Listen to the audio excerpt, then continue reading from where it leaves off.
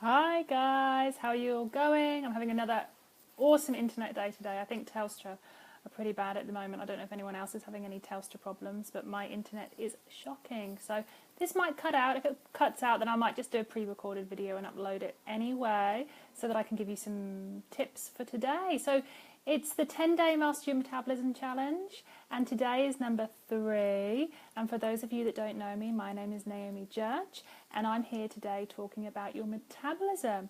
And I help women connect the dots between their health, happiness, and hormones. And for the next 10 days, we're focusing in, we're diving deep, we're really challenging ourselves and channeling that energy into your metabolism. Get your metabolism fired up.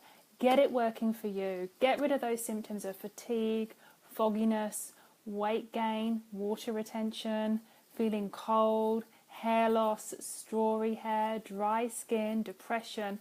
All of those, if your metabolism is working wonderfully for you, you can help those symptoms tremendously. So today is day number 3. And I know that a lot of you that have been working with me on the Breakthrough program, a lot of my clients, you already know this tip today, but I like to go over it again and again and again because this is what helped me. This is what moved the needle for me. This is what changed my life around. This is what really helped me get that sustained energy through the day, feel good through the day, feel positive through the day, not get those low moods. And it was so simple, yet it's so powerful. And so I wanted to put this in here. I know a lot of you have heard this before, but I wanted to put this in here because it is super, super powerful. And it's balancing your macronutrients. That's it. Balancing your macronutrients. Having 3 meals a day with your protein, your fat, and your carbohydrate. And what that essentially does is it gives you the right fuel. It gives your body the fat it needs for energy, so it can use fat as energy. It gives your body protein it needs to build and repair.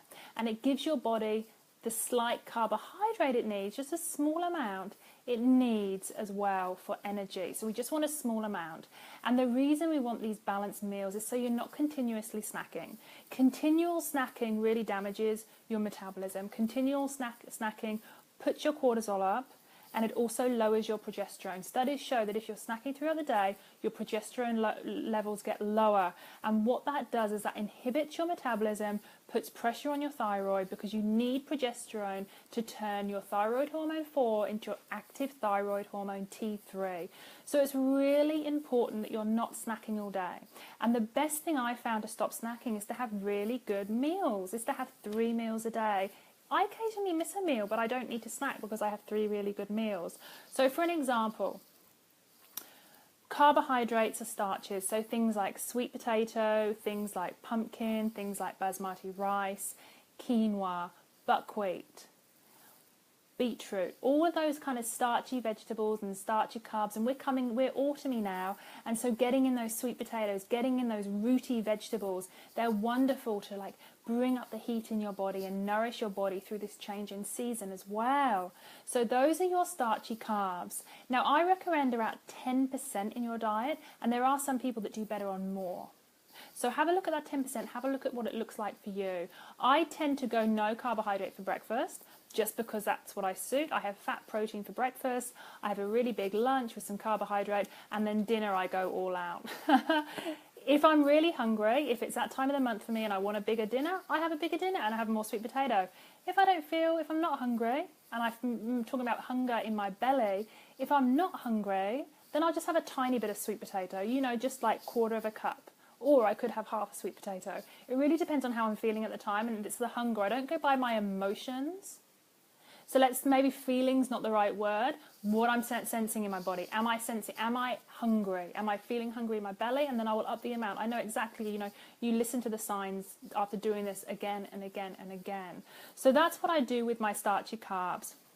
And then I always add in fat. I mean, I thrive on fat. Fat gives me sustained energy. Again, everyone's a little bit different. Some do better on 10% fat. Others can go up to 60% fat in their diet, and you work it out for you. You work out what works for you, and it will tweak and it will change. So fats that we're looking at avocado, we're looking at butter, we're looking at ghee, olives, olive oil, avocado oil, raw nut oils.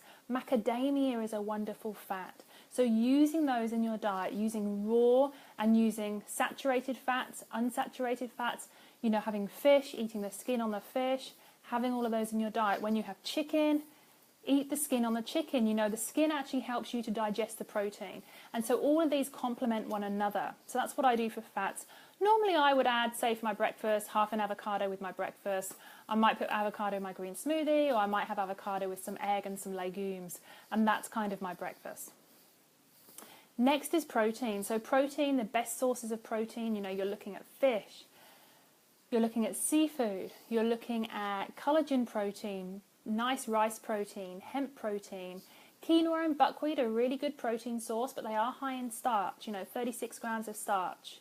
So you've got to look, 36%, you know, high starch. So the same starch as white rice, but they've just got more nutrients, more Bs. They've got more amino acids. And so that's why we like to use them. But remember, they're starch. So if you just had a quinoa porridge, which is just quinoa, that's a high starch meal.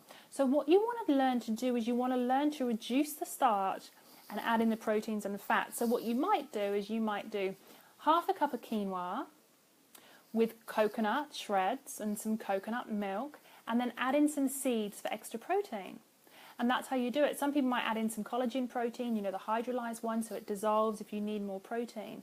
So play around with your meals. But what you essentially want to do is you want to stop that snacking. If you're constantly grazing through the day, it actually puts a halt on your metabolism. It will lower your hormone progesterone. So you might feel depressed, you might feel anxious, you might have stubborn weight, you might feel bloated, you might have heavy, painful periods. So if you've got low progesterone, you really need to pull back and have those 3 meals a day. Constant snacking, like I said, raises your cortisol and reduces your progesterone. That's why it's important. That's why I sort of push this fact. It's a great way to get your hormones balanced, having 3 wonderful meals a day. So that's the biggest reason I do that. If you're snacking, your metabolism's going to go all out. Now, one of the rules I like to say about sugar and sweet things is sweet things are fine for a little treat after your meal, you know, post-dinner snack, all of that kind of thing. But if you're hungry, go savoury. If you're really hungry and your stomach's rumbling, hi Kelly, how are you? Thank you for joining.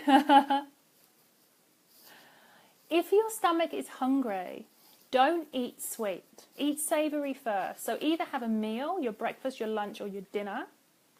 If it's in between meals, then have a snack, but have a savoury snack.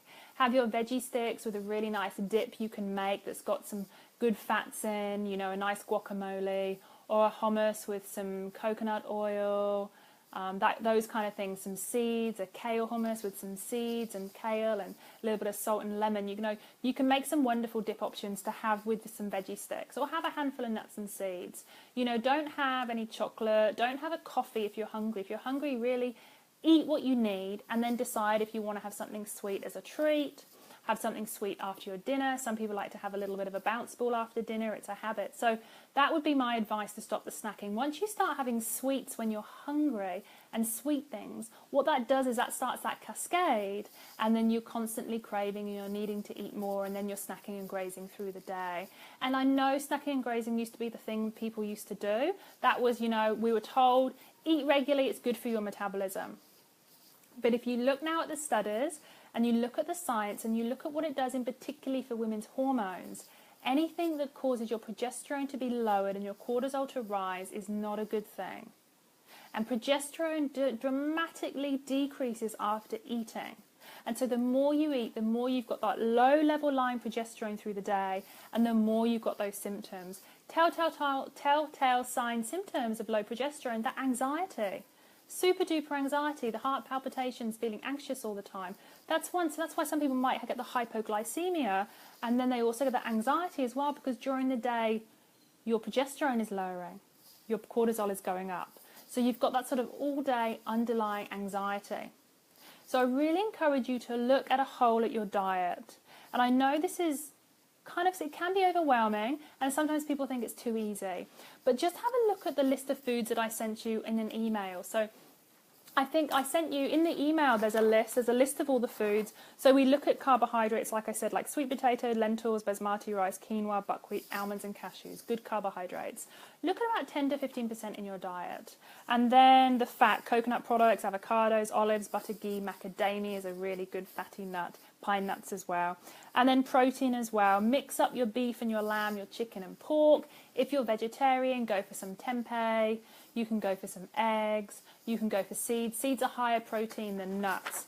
So do that. So get all your macronutrients, have a list, print out the list, and I can put up actually a more concise list. There's more foods that exist than these. So what I'll put together is a bit more of a concise list, and I'll send it through to you. So if you're on the 10-day Master Your Metabolism Challenge, I'll actually send that list through to you to give you a hand. And what you need to do is just have a look at what's easy for you to get, have a look at your favorites, have a look at things that you can store in the cupboards for those really quick, simple, easy meals. Like I always store tinned legumes. And so if I've got nothing in the house and I'm hungry, what I'll do is I might grab some lentils, tinned lentils, give them a good rinse, mix them up with a ton of vegetables, mix them up with some garlic and that kind of thing. So you can do things that are easy. But I encourage you to look at the list that I send out. Have a look at what's easy for you. Have a look about how you can combine things and what works for you. I did put some really simple examples on the email as well. So for breakfast, for instance, I talked about having half a cup of kidney beans, maybe with half an avocado and an egg. That's a really good breakfast. Or instead of the egg, you might want to have the bacon. So you've got some starch there, you've got some fat, and you've got some protein.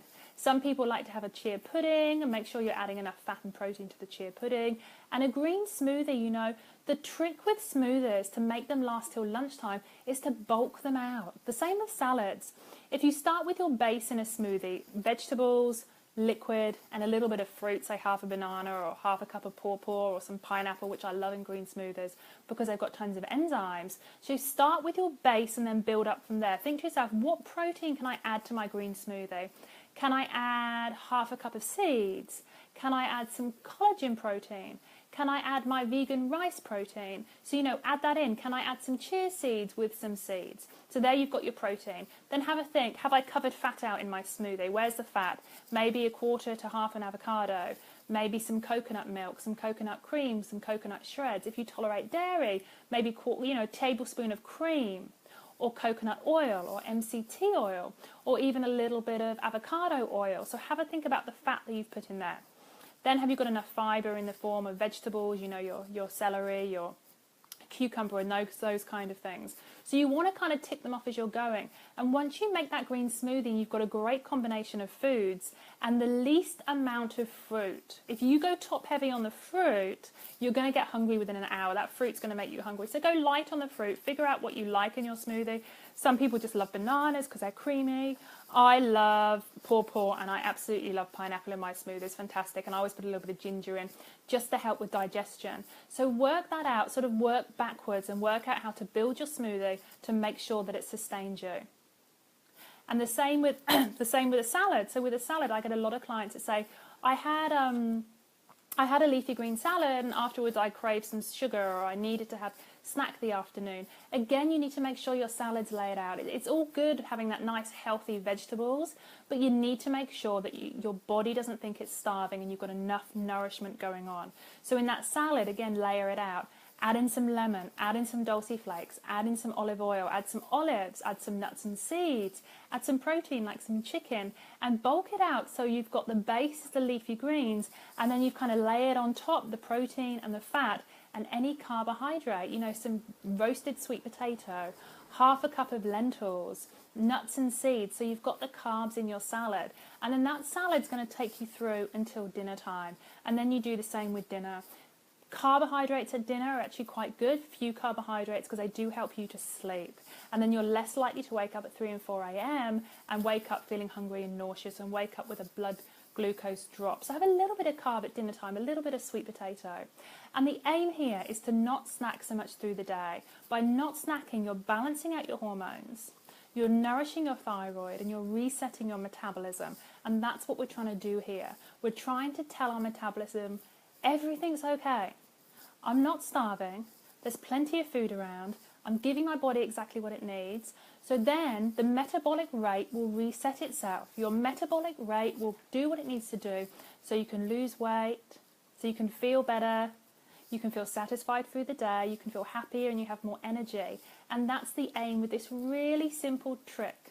So first off, look at the list, get the full list. I'll send you one through.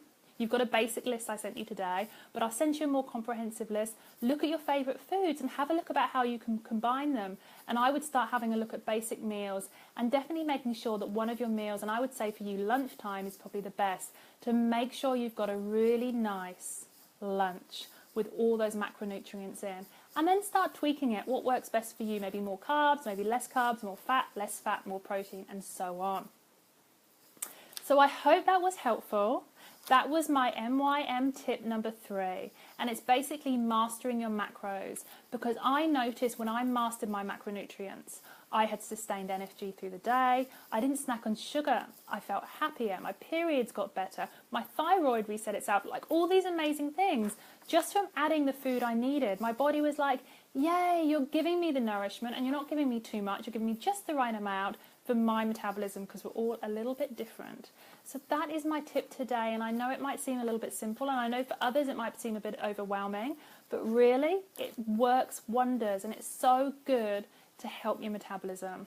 So get mastering your macronutrients, look at the best macronutrients, look at how you can combine them, and if you haven't joined the challenge yet, you can sign up in the link above and you'll get put into the challenge, the 10-day challenge, and I'll also be sending out a comprehensive macronutrient list at the end for you to start tweaking and working on your meals, figuring out what works for you. So if you've got any questions about the challenge, just pop them below and I'll get to them tomorrow. I hope you've enjoyed this. Let me know if you've got any feedback. Pop in the feedback below or reply to the email I send if there's any questions you've got, anything you want help with. And I'll be seeing you tomorrow for day number 4. So let me know how you're going, guys, and thanks so much for joining me. Bye.